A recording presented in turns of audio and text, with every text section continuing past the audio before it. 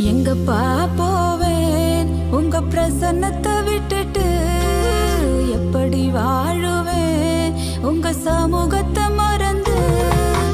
எங்கப்பா போவேன் உங்க பிரசன்னத்தை விட்டுட்டு, எப்படி